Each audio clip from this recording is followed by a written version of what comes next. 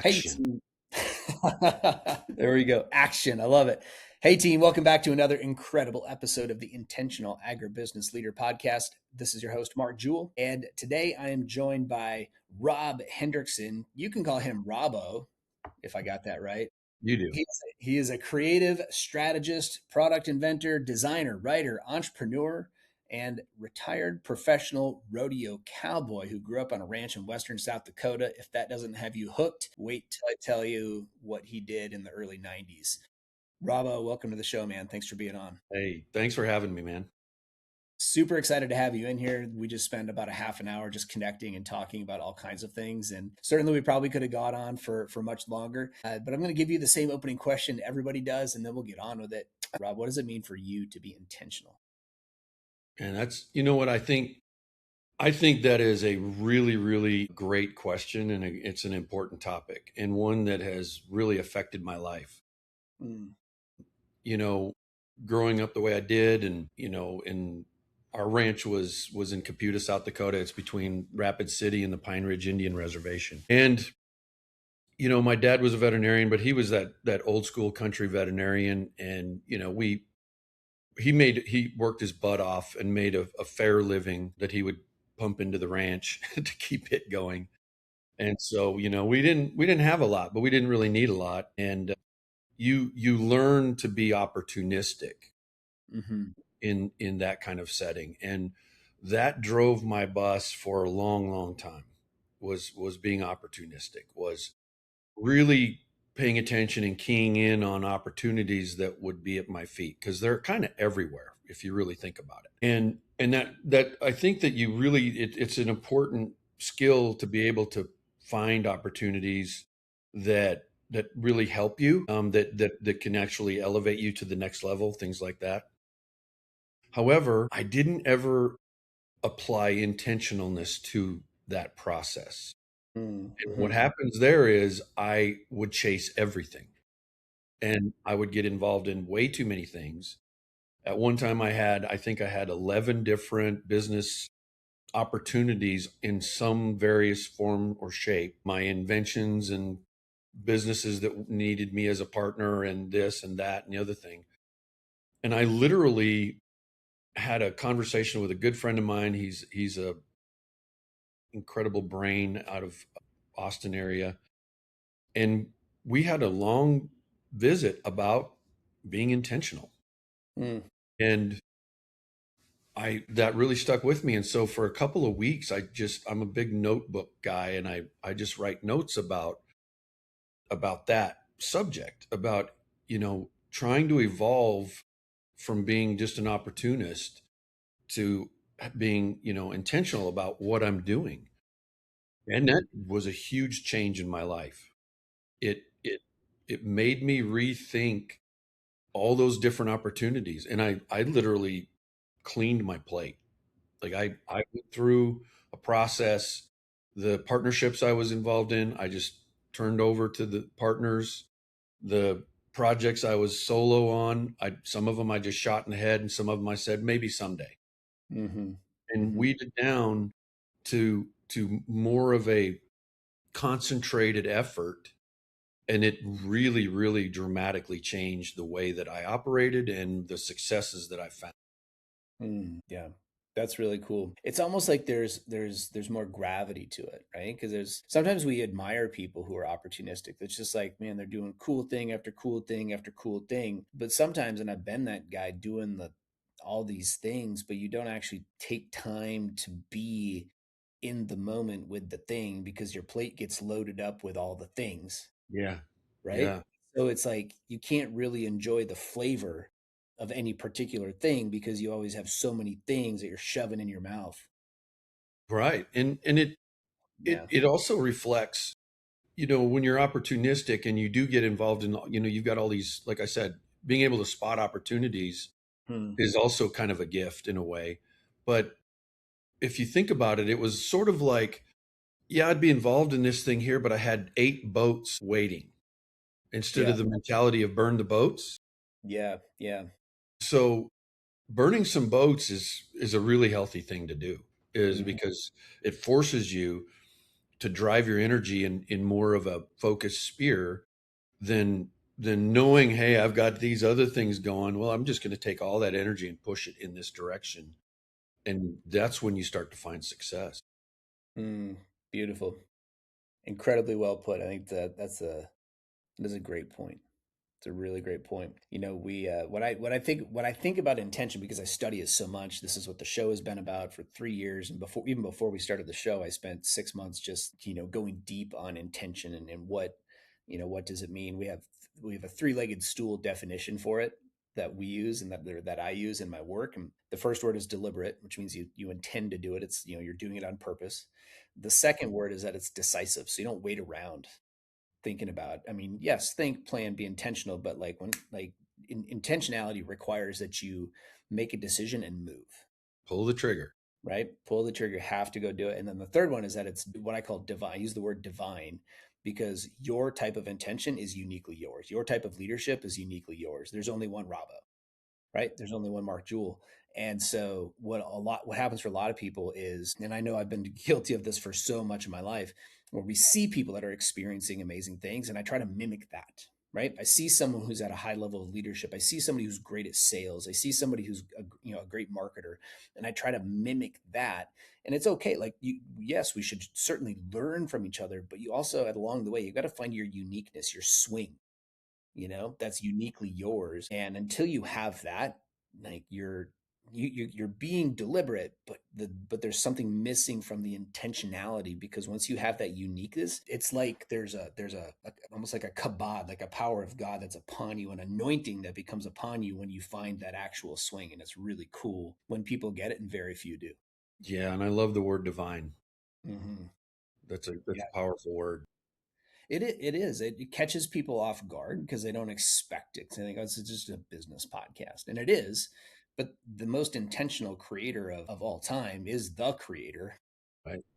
who made all these things, this entire canvas that we get to look at, this entire playground that we get to show up and play in every day. And you're just here doing your little piece of it. And Bingo. it's so truly your experience is unique, whatever 400 trillion to one odds that you showed up here, take advantage of it, you Yeah. know?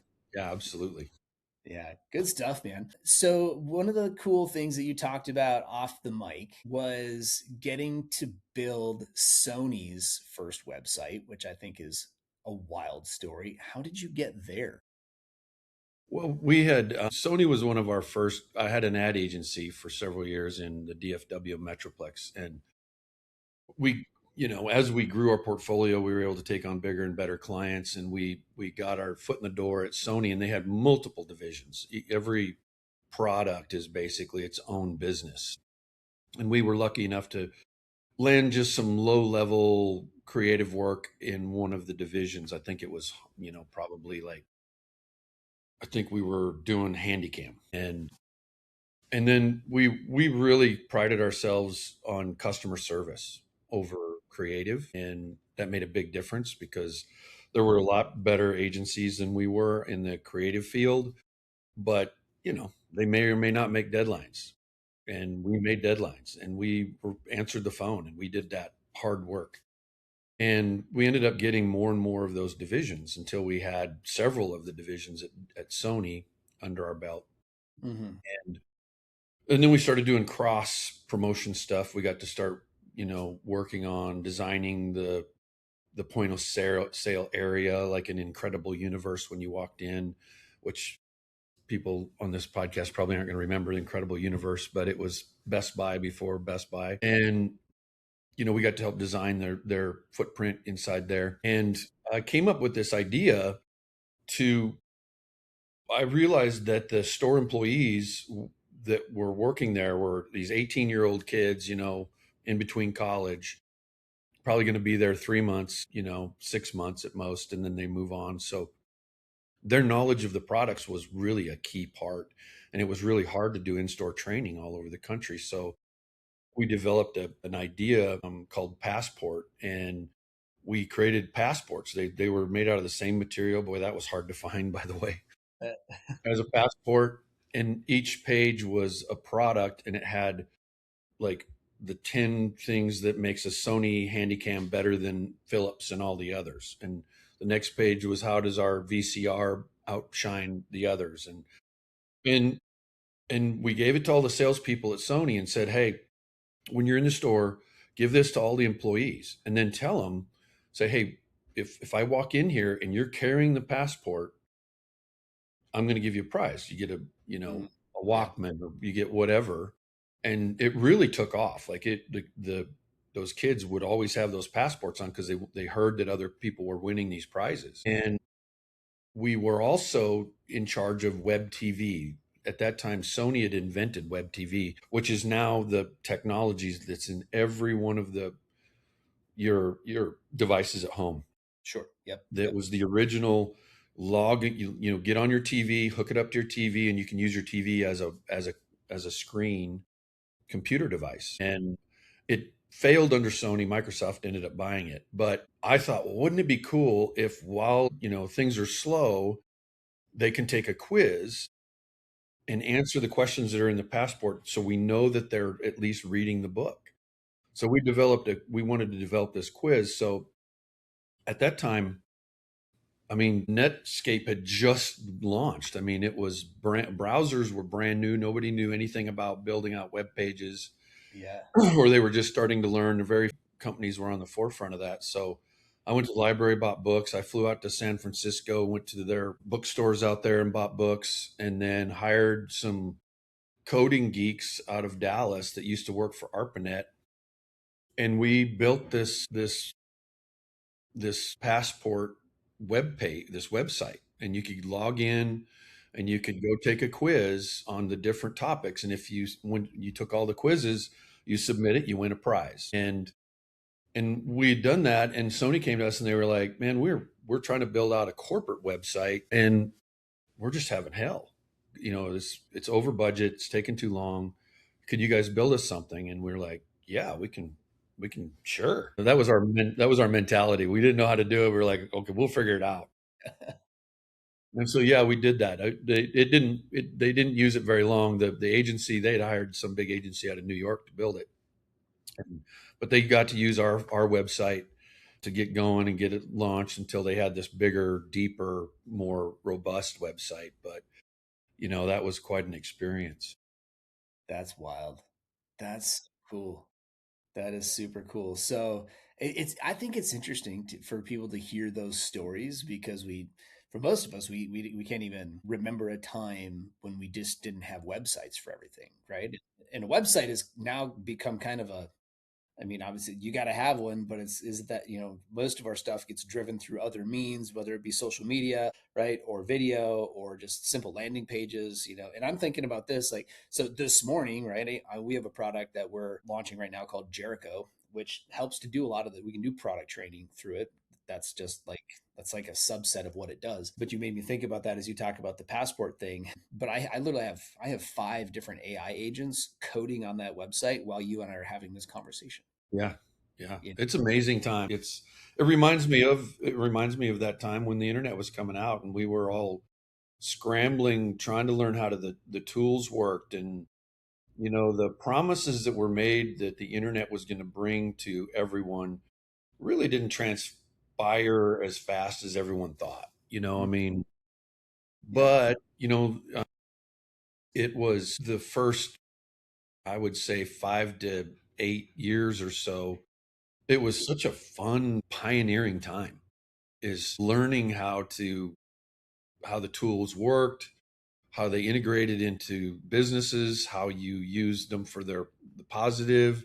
And there were doomsday sayers back then, and some of them weren't wrong. I mean, there was a lot of negative stuff that came with the internet that we now deal with in our society, but overall, it's had a benefit to us and to business. And I see all those same things with AI. It's a different speed by a long ways. I mean, just like you, I've got Claude working in the background for me right now. So because I hate spreadsheets. Yeah. I mean, and it's really incredible. I mean, there's a lot of doomsayers out there. as it pertains to this. And there's also some positive ones. What's really interesting. If you look back at, I read a book years ago called "The Future is Faster Than You Think" by Peter Diamandis, and I think Stephen Kotler had a hand in it. And yeah, as it pertains to like the internet and the things that were being done technologically speaking that way, for every job that got eliminated, 2.6 more got created. Yeah. Okay. Yeah. So we look and we say, okay, well, does that apply in the same vein with AI? Because AI is just actually doing the job as opposed to just talking about the things and whatever. And so you have these different schools of thought. Regardless of what you think, here's what we do know: there is actually quite a bit of evidence. We're actually creating more jobs now because of AI. Because you got guys like me who can spin up projects like we're spinning up with Jericho, and it's incredible. And we're going to create jobs with it. Those jobs would not have been possible otherwise. And now everybody can do it. Yeah. So there's that way to think about it. Your job might change.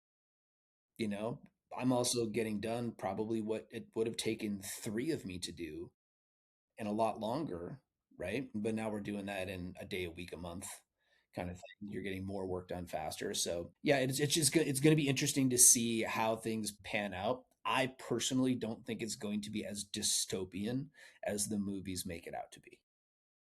Yeah, I think it will have negative effects, but there will be more societal based, just like the internet was. It'll be, fraud is already taking off.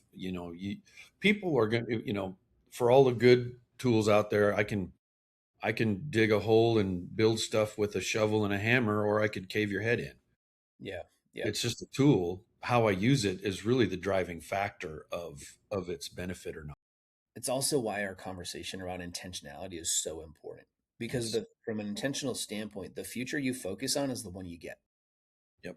And I've got daughters that are at that, they're 19 and 20, Hmm. and they're at that age where, I mean, they're living in this crazy time where they're getting ready to enter into the workforce and AI is here. And I think that the worst thing that you can do is ignore it. You really need to, and I prefer to get way out front Hmm. and then make a decision on, okay, I've learned all the things and I know all the things, so how do I go back and utilize it where I really think it's going to be beneficial, and I'll ignore all the rest of it. And I think that if a person approaches it that way, your outcome's probably going to be more on a positive side. Yep. I agree. So yeah, I mean, right now, my daughter also similar. She's 18, she graduates on Saturday, and we opted for her not to go the college route. And she wants to go into sales. I'm like, well, then don't go to college. The best advice ever. Yeah. There's no point in go taking all these loans to get to 4 years from now. I said it's going to be hard, right? It's going to be this next 4 years probably be harder than your friends will have it in college. But in 4 years from now, you're going to be telling stories that they can't tell, and it's going to be fun. So just kick back and watch. Well, anyway, part of what Jericho does is it's a sales coach, and so it listens to your sales conversations. So I've got her starting out summer internship. Okay, first internship is working for dad, and she is doing sales development rep work for me, but listens to her conversations, it evaluates her emails, and then gives her feedback on how to get better. So we're actually, and like, as a human, I could not sales coach her fast enough to help her Right. get up to speed. Here it's helping her craft the email, it's helping her work it through, it's listening to what the customer says, and it helps to interpret the best response on that. I had it coach me, and it kicked my butt, man. Like, I've been doing sales training for 15 years. It schooled me, right? And it's like, hey, send this text message instead. I send the message, I get a response back. I haven't talked to the guy that's been ghosting me for 30 days. Yeah. Yeah. And it also, because it has, we're limited by what we've learned to date. It's not, it's not, it's limited by nothing. Like it can go pull methodologies and modalities for sales throughout history Yeah, and be able to apply those that we wouldn't even think of. for sure. Big. I did a fun experiment the other day. I have a friend of mine that was getting a sales job. By the way, I was going to back up and say, I wish somebody would have sat me down when I was 19 years old and said, go into sales, go sell, go sell fighter jets. Yeah. Sell one fighter jet and you've made your entire money for Yep. the year. Go sell John Deere tractors, go sell big ticket items. But the sales function itself enhanced by this is really pretty cool. And I had this friend of mine that had just gotten a sales job, and I was helping him. He didn't know anything about AI, and he was going to have to be required to utilize AI in his sales process. So I spent a couple hours with him on a Zoom call, and I walked him through it like I would if he was a first grader, and then just worked my way up to today and tried to explain to him not only the the mechanics of it, but also the philosophy of it. Hmm. And Yep. we did some sales letters, and we went through them and it wrote them and read them. And then I said, okay, now let's do this. I want to write these sales letters in the voice of Mark Twain. Mm-hmm. And it rewrote the sales letters with Mark Twain's voice, Yep. and they were incredible. Yeah. They were 10 times better than the originals. That's And so cool. I was showing him how it can access things that you don't really think about up front. And then I showed him how to go in and craft it to where it's you know, his own voice and things like that. Yeah, man, it's super super cool. I trained ours to go back and read a year's worth of my emails, learn my voice, and then only respond to customers in my voice. And it drafts. Now I don't draft any of my emails. It drafts them for me, puts them in my drafts folder. I go edit, send it. I'm we're talking, dude. We're talking 5 to 10 hours a week of stuff, like time back in my pocket to focus on other creative things, things that are higher leverage to the business than sitting and responding to emails all the time. I I was do. I I want was I was going to do that, but my emails are usually about 3 words long. to. My train. You might want to give us some freedom, some creative freedom to expand upon. Right. That's good. Okay, so I want to make sure we have time to talk about this because it's really quite cool. So I mean, man, I mean, first of all, I mean, you've had in your marketing world, you've had experience serving companies like Sony, GameStop, XM Satellite Radio, Blockbuster. I mean, pretty crazy. But then all of that brought you back into ag. So grew up in the rodeo world, grew up in the ranching world, got, like went into that space and then got into your marketing career, then came full circle back to ag. And now we have FullBucket Health. So talk to us a little bit about that. Yeah, and the and I'm very grateful that I went out away because I got to drag all of the experience from those businesses in multiple different kinds of industries and bring that and focus that into the animal healthcare world, the agricultural world, and really it helped us set ourselves apart and gave us a differentiation that we were looking for and things like that. And then also my two partners are veterinarians, and they're both extremely sharp guys. They're very technological forward. So our business itself, the operational aspect of it was very technology forward. So we were, a small company operating at, an optimal level just because we were utilizing the tools that were out there. I'd seen a lot of the the businesses in the ag sector, they kind of wait until Mm, they're almost forced into utilizing those kind of things, and that gave us an advantage. And so, yeah, did I answer your question? yeah, yeah. Well, I mean, just talk to us a little bit. So what is Full Bucket Health and how, like, how did you get that started? Yeah. So, the like we were saying, I did a stint for about a year and a half with a company called Vetrison in like 2008, nine, somewhere in there. And that kind of got me back into the ag sector because we were selling to horses, dogs, cats, but we were also in food animal. We did a lot of stuff in the dairy industry. And I just it was just like coming home. It felt so good. The people and the personalities. I really realized I was trying to figure out what I wanted to do at that point. I was doing consulting for different businesses, and I was trying to figure out what I wanted to do. And I kind of came to the realization it doesn't matter what I'm going to do, it matters who I'm going to do it with. And that was that intentional aspect is I said, okay, whatever I do in the ag sector, I'm going to be happy because these are just great people all the way around. It's a lifestyle. You don't leave your business at the door. It's kind of all part of you. The people that I go on vacations with are in the industry, and I love them. And it's I can't wait to go to the trade shows, Hmm. see all my friends, that kind of thing. And so I did this stint with Veterison, and I knew that I wanted to stay in the ag sector, but I wasn't sure. And these two veterinarians had launched a probiotic line of products, and they were using them in their clinics, and they had started selling them to all their colleagues. And these two are high achieving veterinarians. One of them was the president of the American Association of Equine Practitioners, Dr. Rob Franklin. He started the Texas Equine Vet Association. He started the Florida Equine Vet Association, was one of the founding members of those.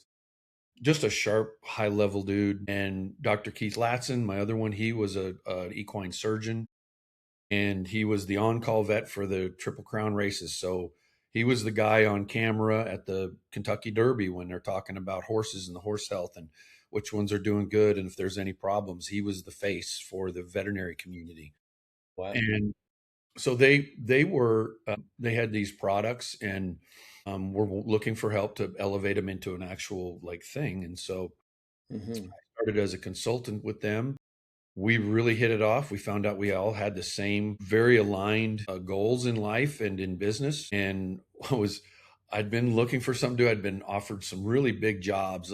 There was a pest control company. I helped take them to a franchise, Mm. and they offered me it was a private equity company. And they were like, we want you to come on board. Salary was amazing, but that's only one line item on a list of 8 things that I was looking for. Mm. Yeah. And I kept dragging my feet, started working with these vets, and I realized, I told Jody one morning, I was like, these guys meet like the the other 8 line items. Sure. They don't meet the one. And she goes, which one don't they meet? And I said, quite honestly, the runway is pretty short. I mean, Yeah. probiotics for horses it's a small market. Yeah. She goes, well, could it? And I go, well, if we expanded into pet, that's a huge market. Yeah. If we Yeah. go into livestock, that's a big market. Yeah, I mean, we could. And so I called him on the phone and I said, hey, instead of you guys hiring me to consult, why don't we all throw together and start this business together? And they were like, we were just going to call you today. And so we became partners. Their company name was Stellar Mark, and I was like, that I'm a branding guy. I'm like, we have this giving program that we can go into detail on because it's one of the most, Yeah. proud things that we do. But we wanted it to be part of our fabric. And so I'm like, we got to come up with a new name. So we grabbed some beers and sat around a kitchen table and brainstormed one night until I came up with FullBucket, and we started FullBucket. That's wild. That's cool. Great story on how you got, and that was like 11 years ago or 15 years ago. So you've been at this for a minute. You've obviously had some success. I'm scrolling through your website right now as we're talking, and looking at the different products. And wow, I mean, great branding, great products. And I'm a big. I mean, I haven't looked through these ones or I haven't used any of these ones specifically, so I can't advocate for it. But here's what I can say: we've got a 14-year-old golden retriever, and you expect what I mean, you're like every day is a gift at this point, right? So, and she had developed this cough, and it's like heart is, got a growth and it's enlarging and it's pushing on her lungs, and it was like constant, and I've had a dog previous in my life that kind of went out the same way. So, but I live in a house full of praying women, and they're like, nope, we're gonna pray over this dog, and it's just, and she's gonna, she's going to be gone eventually, but she's going to go as comfortably as possible. About the same time, we start getting an advertisement for some mushroom supplement, right? And then it's basically turkey tail, which turkey tail is actually a very good supplement and that has a lot of benefits. And it's like if your dog is having this symptom, it's probably listening to you. Then you then start giving it this, man. And so my wife ordered it. It's like $60 for a little canister. We're now on our second one, and by God, if within 2 weeks she didn't stop coughing. Yeah. Yeah. It's You know, crazy. and it's like we don't think of these alternative. We call it alternative, although it's the stuff that's been here in the environment all around us all the time. Stuff that's helpful. I've had a lot of gut issues. I drink this supplement a couple 3 times a day. It's literally just soil water, but it's putting good bacteria back into my gut that probably has been eradicated due to antibiotics and different things over the years that I've taken when I've been sick, right? And I had gut lining issues. And guess what? Works again. Yeah. It's Yeah. wild. These things are great. We were really, there was there were probiotic products on the market and have been for years and years. I think probiosis has been around for 60, 70 years, something like that. But there's every month there's new technology and new discoveries, and they know now, and especially now that AI's come out, they're able to really dive into the DNA of the microbiome Mhm. and map out what's going on in there. And they're learning that there is a gut brain axis, they call it, and there's a gut joint axis, and it's really not joint, it's inflammation. So when the gut's inflamed, your body gets inflamed. Mhm. They used to blame inflation on a bunch of other things, but it's really stemming from your microbiome is out of balance and it's inflamed, and it affects the rest of the body. And with the brain, they're learning so many things about how the gut works with the brain, and they have found incredible discoveries about microbiomes that are strong and supportive can communicate with your own mind in Mhm. some fashion that they haven't figured out yet. Yeah. And and you they're going to tie it'll be tied to dementia, it'll be tied to Parkinson's, it's going to be tied to multiple things that are problems with your neurological function, that it starts in the gut, and they're going to learn how to manage that gut. And we've really applied a lot of that in all of our different brands that we have, because we have 4 brands now for different Mm. niches. Yeah. Wow. Isn't it a cool time to be alive? Like we are learning this stuff for so long. We have viewed ourselves as separate, whether it's us or our animals. We view ourselves as separate from the environment, right? And so, and I think what's happening is God is bringing us back to nature, and we're realizing we're not separate. And so, therefore, the things you put into your body from the environment are impactful and they matter, Oh yeah, right? And absolutely. so and it comes from a lot. I mean, some of it's just overly processed food, some of it's just eating too many dead things and not enough green they things. they kill all the good stuff that's in our environment. Yeah, yeah. So we it'll be really interesting to see this. Some of these I listened to a podcast called the Moonshots podcast, and these guys are super futuristic, future minded. But their prediction is that if you can live for 5 more years, then you'll have the option to decide how long you want to live. Right. Yeah, it's It's getting, they're doing some studies on mice right now that's a little bit sci-fi. yeah, yeah. But if that proves out, I mean, they're able to extend a mouse's life by amazing amounts. Here, here's the thing. That's actually going to be like longevity is going to be the next. It's going to probably be bigger than the AI industry actually, because I mean, you just look at the amount of the billions and the trillions that 8 billion people will invest over time to live a little bit, not just to live longer. I think we need to stop looking at it from a length standpoint, but what is your lifespan, like the vitality, the quality of life. Quality of your life. I have my daughter's type 1 diabetic, has been since she's 2. She's graduating. She's 18 now. So 16 years we've been living, with insulin and counting carbs and all that stuff, for her entire life. She doesn't remember not having it, but we've now effectively cured type 1 diabetes. It's Eladon trials. They it developed a is it is going to be a pretty crazy time right now. They developed a drug that when you get a transplant, that's not it's a non-toxic drug that does not shut down your immune system. So historically, if you get a transplant, it shuts down the drug that helps you keep the organ that keeps you alive, also kills your immune system. Well, the new drug keeps the immune system, keeps the organ. So once you get the islet cells transplanted into the pancreas, your body goes back to producing insulin. The autoimmune disorder does not affect you. And this has been successful. They're batting 1,000 on this thing. For everybody who's done it, all of them are off insulin. So Yeah, they talking about the immune system. The microbiome, and mostly in the gut, is 80% of your immune system. big time. Yeah. So Yeah. Because if you drink soda all the time, you get sick more than people who don't. It is. I mean, you don't have to even look hard. Right. Right. So, all right, man, this has been really cool. Cool conversation. I'm a big fan. I want to close it out talking about this. You guys decided to take the Tom's Shoes approach to your business, which is we're not just building a business to sell stuff and make money. You're actually making an impact in the world. So, tell us what you guys are doing in Guatemala. Well, so we knew that some sort of philanthropy, we wanted it to, it was not ever going to be a marketing ploy. And by the way, it doesn't work as marketing. Hmm. It it was, we wanted it to be kind of the fabric, and we didn't want to, like, at the end of the year we're going to, write 3% of our profits back to, Yeah. some nonprofit organization.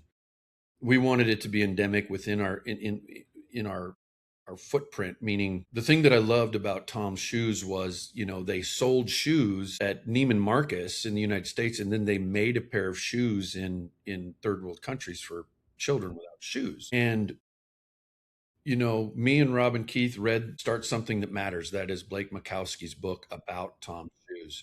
And we were like, I think we can figure out a way to do that in the animal healthcare sector. And Mm. so we were already doing trips to Guatemala for veterinary services. Hmm. But the number one problem they had down there was nutrition, was that these animals are living on the side of active volcanoes, and there's the ash on the ground has leached out all of the nutrients in the soil, so that the grasses don't have any power to them, and they needed supplementation of some sort. These animals had terrible, musculoskeletal problems, feet problems, teeth problems, all from, the deficiencies. And so we we decided to do the one for one. We sell premium, high grade products to mostly veterinarians in the United States, but also to end consumers, horse owners and cattle owners, and livestock guys. And so for every dose that we sell here, we give a dose to these animals in need in these in Guatemala. And we've been to Nicaragua and Honduras and Mexico as well. But Guatemala was an easier logistically for us to set up in Guatemala. The university system there was very open for us to work with them as a partner, because I mean, that's the hardest part of it, is logistics, is pulling Hmm. that off. People don't sit and think about that, but they're like, how do you do that? Yeah. And so yeah, we manufacture in Guatemala. That lowers the cost for the product. It's a different product. We don't ship FullBucket down to Guatemala. They don't need probiotics. They've got plenty of microbes in their system. It's the actual, like, the things that they can't get. And so we make it in country, and then we use the university veterinary student programs for distribution on a, wide scale. We have Dr. Jackie who's there. She gets a paycheck from us, and she oversees the program. She's a veterinarian in Guatemala City, and she goes out in the country with the vet students, and they support these animals this way. And then we go down once a week or once a year with a team of veterinarians from America. We work with the students. We really teach those students hands on. These veterinarians that come with us are some of the best in their field. They'll float teeth, they trim feet, we do deworm, we do health checks, we fix, saddle sores, and try to teach the people how to take care of their animals. And we even do like a financial analysis and show them, hey, these few things that you change in your behavior with your animal can extend their life 2 to 4 years. And for them to replace a horse, it's like 2 years worth of wages. Yeah. It's Yeah. it's a it's a big deal when they lose an animal. So it's been quite a incredible process, and we've learned a lot. But what I love is when we go down, like when I took my daughters down the year before last year, they went with us, and they got to do hands-on floating teeth and everything. There's some villages we look around, and the animals look pretty good, and we're like, we've been here 3 or 4 times. We don't have to come back anymore. Mm. They've Mm. got it. They got it. Wow. So That's amazing. What an impact. yeah, and I can't think of how many tons of supplement that we've been able to distribute down there for these animals, but at last I checked, it was over 28 tons or something like that we've in little baggies. That's a lot of little baggies. A lot of Yeah, little Man, well, thank you for the work that you're doing. Thanks for sharing the story. I really absolutely. appreciate you coming on the show. It's one of the more intentional stories that I've heard lately. So, with that, Rob Hendrickson, you guys, Robbo, look them up at Full Bucket Health, and beautiful looking website. If you're in the equine space, in the veterinary space, probably should be taking a look at this. And if not, share it with a friend who is, because we all know some. And So, if you have cattle, I've got livestock, okay, LIFE, stock, perfect. health.com. We've That's we've for, that's for the cattle people on here. We got plenty of cattle folks listening in. I know that for sure. So, all right, very good. Thanks for being on, Rob. Hey, thanks for having me. This was fun. You bet.